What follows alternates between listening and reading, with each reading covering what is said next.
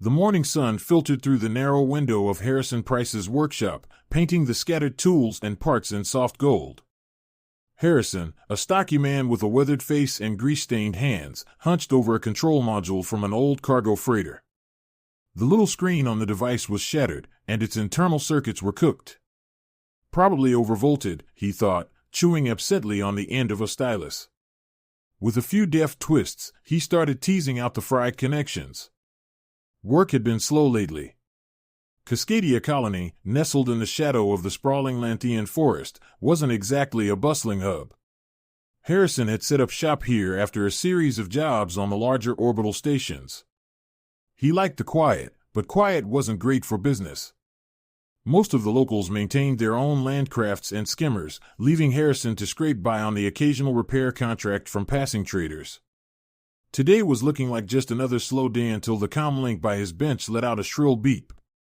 Harrison reached over and flipped the switch, expecting another automated notice about colony maintenance schedules.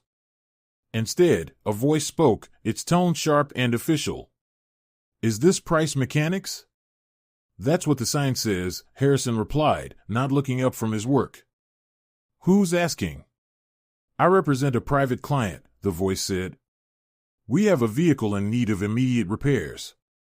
You come highly recommended." Harrison frowned and set down his tools. "Recommended by who?" "Nobody's visited my shop in weeks."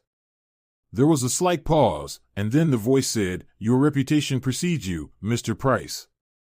Suffice it to say, we're willing to pay generously." Harrison scratched his chin. The offer sounded suspiciously convenient. "All right," he said slowly. "What kind of vehicle are we talking about?" "A cargo transport. Older model. Needs significant work to the propulsion system and structural components." "And where exactly is this transport located?" "The Lantean forest," the voice replied. "It's not far. We'll transmit coordinates." That gave Harrison pause. The Lantean forest wasn't completely uncharted. Local hunters and foragers ventured there sometimes, but it wasn't the kind of place you expected to find a cargo rig. It was dense, humid, and littered with sinkholes. Not the sort of terrain a transport would easily cross. "You sure about that?" he asked. "Seems like an odd place for a cargo hauler to break down." Another pause. The vehicle was forced down. "It's been there for some time. Your expertise is needed to make it operational again." "All right," Harrison said, still feeling skeptical. "How much are we talking?" The voice named a figure that made his eyebrows shoot up. It was far more than he usually charged, especially for a single job. He could run his shop for months on that kind of money. There were no shortage of questions he could ask: who this client was, why the ship had been left so long, but the credits sounded too good to pass up. "I'm in," Harrison said. "Transmit those coordinates. I'll head out once I gather my gear." "Very good," the voice said. A moment later, his comlink buzzed again as a set of coordinates appeared on the screen. "We'll be waiting for your update. And one more thing, discretion is appreciated." "Right," Harrison muttered as the line went dead. He tossed the comlink onto his workbench, then grabbed his old satchel and started packing. Spanners, wrenches, an energy cutter, a couple of replacement power cells, whatever he thought might be useful. As he loaded his hoverhauler with tools and parts, his mind kept circling back to the job's odd details. The Lantean forest. An old cargo rig abandoned long enough to be considered ancient. The staggering payment. He had a bad feeling he was walking into a situation more complicated than a busted freighter. But he needed the work. If this job paid half of what they offered, it could keep his shop open through the dry season. Whatever mysteries lay in the forest would just have to wait. Harrison climbed into the hoverhauler, punched in the coordinates, and set off into the morning light. As the small settlement receded behind him, the dense green of the Lantean forest loomed on the horizon, whispering secrets he had yet to uncover. The dense canopy of the Lantean forest had always made Harrison feel like he was stepping into another world. Even this close to Cascadia Colony, the woods seemed untouched by civilization. Towering trees arched overhead, their branches knitting into a nearly solid roof that filtered the sunlight into hazy, green-tinted beams. The air smelled damp and earthy, and the only sounds were the occasional rustle of unseen creatures and the steady hum of his hoverhauler's repulsors. The coordinates led him to a small clearing tucked between two massive ancient oaks. As he emerged from the undergrowth, he expected to see a standard cargo rig, albeit an older model, maybe one of those blocky haulers with corroded plating and an overtaxed core engine.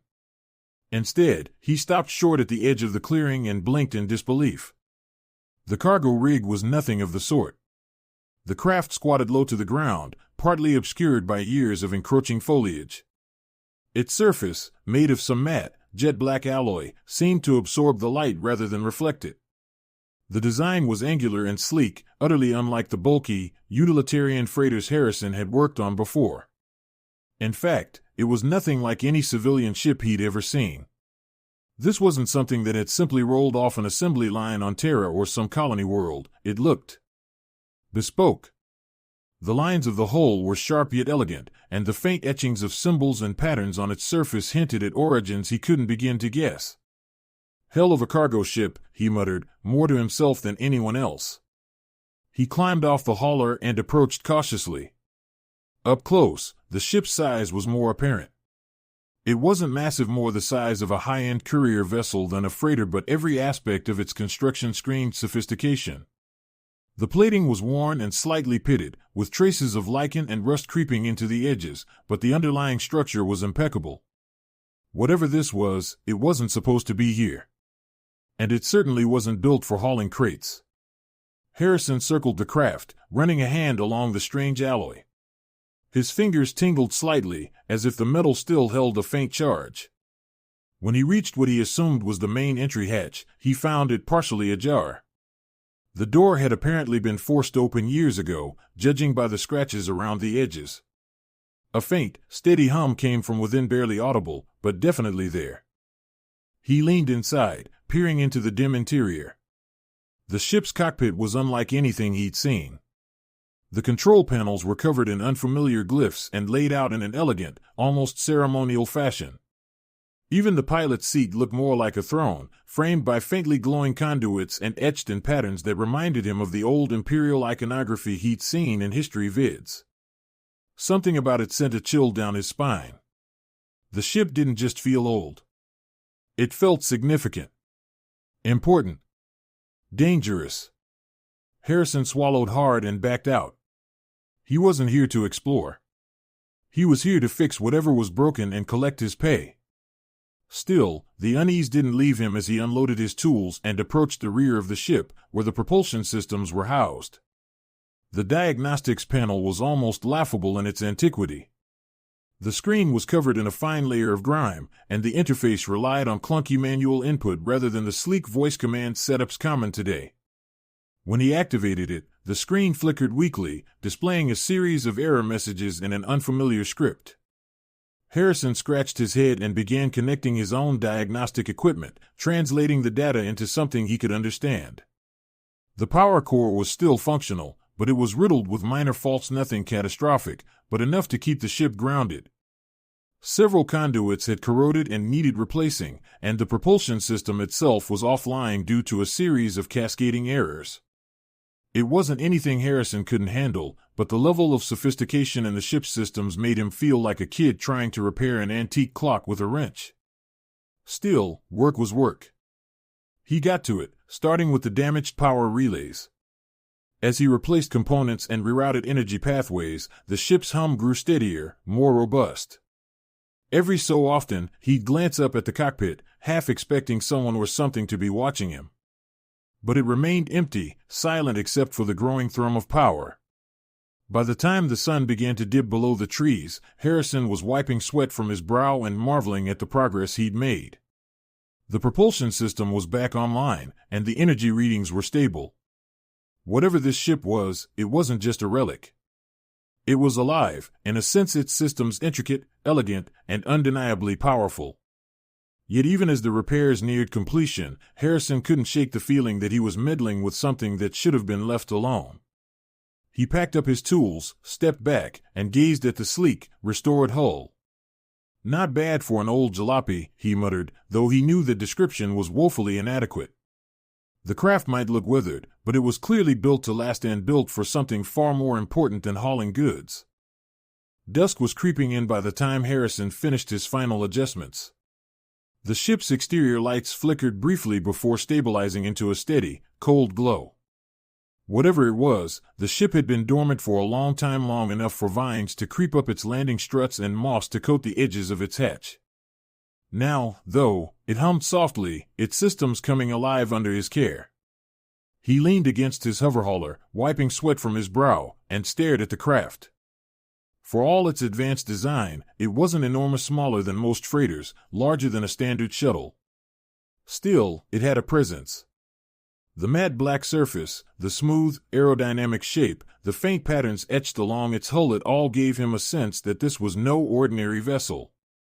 All set, he muttered to himself, tossing his spanner into the hauler's cargo bay. Now for that payday. But before he could reach for his comlink, the ship made a sound that stopped him cold, a low, resonant tone, like a deep organ chord. The lights along the hull brightened slightly, and a faint vibration ran through the ground. Harrison turned back toward the ship, every instinct screaming at him to keep his distance. He wanted to believe it was just the systems booting up after being dormant for so long, but the tone, it wasn't just mechanical. It almost sounded intentional. "Self-check," he said aloud, his voice tinged with unease. No one answered, of course, but he wished someone would. The forest was too quiet, and the ship's awakening too loud. The sound settled into a soft hum again, but Harrison's hands felt clammy. A faint voice crackled from inside the ship. It wasn't the voice that had called him for the job. This one was deeper, older, and carried a tone of authority. The words were in no language Harrison recognized, but the cadence made his pulse quicken. It didn't sound like automated diagnostic chatter. It sounded like someone, or something, speaking. "Nope," Harrison muttered, stepping back and reaching for the comlink. "Nope, nope, nope." He fumbled with the device, his hands trembling as he tried to contact the mysterious client who'd hired him. Before he could get a signal, the ship emitted another sound, a soft chime, and the rear hatch lowered with a hiss of hydraulics. Harrison froze. The dim light inside spilled out, revealing a narrow ramp leading into the ship's interior. Every rational thought in Harrison's head screamed at him to leave. He didn't know what this ship was, but it clearly wasn't a cargo hauler. The symbols etched into the hull, the advanced systems, and now the way it seemed to react, none of it made sense. Yet part of him, that same part that had driven him to work on longshot repairs in the first place, couldn't look away. He hesitated at the edge of the ramp, staring into the ship's dimly lit interior. "Hey," he shouted, his voice echoing faintly. "Anyone in there?" "I'm just a mechanic." The only response was a faint pulse of light from the cockpit. The mysterious voice had stopped, replaced by an eerie stillness. Harrison's chest tightened. If there was someone in there, they were waiting for him to make the first move. If the ship's AI was running, it wasn't responding in any way he recognized. Taking a deep breath, he stepped cautiously up the ramp. The interior smelled faintly of metal and something else, something ancient, like the scent of a long-abandoned building. The lights came on as he entered, dim at first but growing brighter with each step. The cockpit was small, built for one person, with a single, ornate chair surrounded by a sea of unfamiliar controls. A series of panels along the walls glowed softly, displaying text and symbols that looked nothing like any standard code or language he'd encountered. Harrison reached out and tapped one of the panels. It responded instantly, switching to a new display of complex diagrams that looked like star charts or navigational data. He pulled his hand back, unnerved by how responsive the system was. This wasn't just an old ship waking up, it was something designed for a purpose far beyond anything he'd worked on before. "All right," he said under his breath, "time to call this in and dash." Before he could finish, a low voice cut through the air, calm and commanding. It was the same voice he'd heard earlier, and though he still didn't understand the language, the intent was clear. The tone was questioning, almost as if it was addressing him directly. "Look," Harrison said, raising his hands, "I'm just here to fix the ship. That's all." I don't want any trouble. The voice paused, then repeated itself. This time, one of the displays shifted. A string of symbols appeared, and after a moment, they began to change, morphing into something more familiar. Letters. Words. State your purpose, the screen finally displayed. I already told you. I'm just a mechanic, Harrison said, still backing toward the hatch. I got a call, somebody said you needed repairs. That's it. The ship's hum grew louder, but the voice stopped. Harrison waited, unsure if the system was processing his answer or preparing to do something else entirely. Seconds stretched into an eternity. Then, slowly, the screen changed again. Repairs complete. Initiating startup sequence. Oh, hell no, Harrison said. He turned and bolted for the ramp, his boots echoing against the metal. He didn't know what was going on, but every instinct told him to get out. Just as he reached the forest floor, the ship's engines roared to life. The sound was deafening, reverberating through the trees and shaking the ground beneath him. He stumbled and nearly fell, staring in disbelief as the ship began to rise slightly, its landing struts retracting. But it didn't leave. It hovered there, its lights glowing brighter than ever. Harrison scrambled for his hoverhauler, fumbling for his tools and his comm link. The voice didn't speak again, but the ship's presence was overwhelming, as if it were watching him. Waiting. And then the forest went silent. The engine settled into a low, steady rumble, and the light from the ship's hull dimmed slightly. Harrison didn't stick around to see what would happen next. He threw himself into his hauler, activated the repulsors, and sped back toward the colony. As the forest closed in behind him, the ship remained where it was, its lights glowing softly in the gathering dark. Whatever had just awakened, Harrison wanted no part of it. But deep down, he knew this wasn't over. The forest air was thick with a quiet tension. Harrison's hauler skidded to a halt just outside the clearing where the ship hovered, its engines now thrumming in a rhythmic, almost methodical cadence. He hadn't planned on turning back. He'd been halfway down the trail to Cascadia Colony before guilt and curiosity got the better of him. He told himself it wasn't just about the money. Something about the ship's activation gnawed at him. He needed answers, even if they led him into trouble. The ramp was still lowered, the interior dimly lit as before. Harrison approached cautiously, spanner in hand like a makeshift weapon. "Hello," he called, half hoping for no response. "Anyone there?" For a long moment, the only sound was the steady hum of the ship's systems.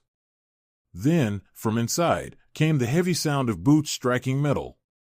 Harrison froze. Out of the shadows emerged a tall, angular figure, clad in a faded uniform that once might have shone with royal insignia. The man looked gaunt, his pale face shadowed by a close-trimmed beard and eyes that seemed too sharp, too alive.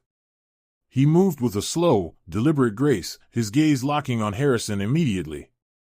"Who are you?" the man asked, his voice sharp yet regal, as if he were accustomed to issuing commands. "Why have you activated this vessel?" Harrison blinked, struggling to find words. "I was called here for repairs." "I didn't know repairs." The man's lips twisted into a faint, humorless smile. "You've done more than that, mechanic. You've reawakened the throne." "The throne?" Harrison's voice cracked. "This is supposed to be a cargo hauler. A jalopy left in the woods." The man stepped closer, and Harrison took a nervous step back. "Do you know what this ship is?" he asked. "What it represents?" "No," Harrison said quickly. "No idea. I got a message, I came out here, I fixed what was broken, and now it's running again. That's all. I don't want any trouble." The man chuckled softly. "Trouble, mechanic? No. What you've done is restore a piece of history, a legacy long thought lost." He motioned toward the hull, where faint symbols now gleamed as the ship's systems cycled up. "This vessel was the Emperor's personal craft, hidden away after the rebellion. And you've brought it back." Harrison's stomach churned. He knew the stories how the Galactic Emperor Cathan Thrace had been overthrown, his empire scattered. But that was decades ago. Most people believed Thrace was long dead. Some said he'd been executed. Others claimed he'd disappeared into the void, never to be seen again. And now this man was standing here, alive, on what he was now certain was an Imperial dreadnought, talking about the Emperor as if. No. No way.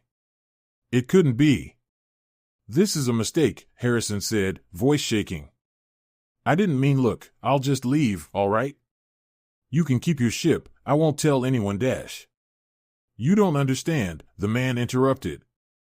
You've set something in motion, something far larger than you. The Imperium was never fully extinguished. It was only waiting. He stepped even closer, his sharp eyes narrowing. And now, thanks to you, I can resume what was always mine. You got your Catherine Thrace, Harrison whispered, the realization hitting him like a blow. A slow, cold smile spread across the man's face. I was.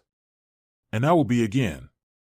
The galaxy has forgotten its true ruler, its true path. You have given me the means to remind them. Harrison stumbled back, heart pounding. This couldn't be happening. Thrace was supposed to be a relic of history, a name from old broadcasts and dusty archives. But here he was, alive, standing in front of Harrison, his presence as commanding as the legends claimed. The ship's lights brightened, as if responding to his words, and the engines shifted to a low, steady drone, like the heartbeat of a sleeping giant. I didn't mean to, Harrison stammered. I didn't know dash. I don't blame you, mechanic, Thrace said, his tone almost gentle. You were a tool. A useful one. And now, your task is complete. Harrison took another step back. What are you gonna do? Thrace turned, looking up at his ship with something like reverence. I'm going to show them all that the Imperium still lives. I'm going to remind them of order, of power. And it begins here. Harrison's stomach dropped. He had the sudden, terrible feeling that whatever was coming, the galaxy wouldn't be the same.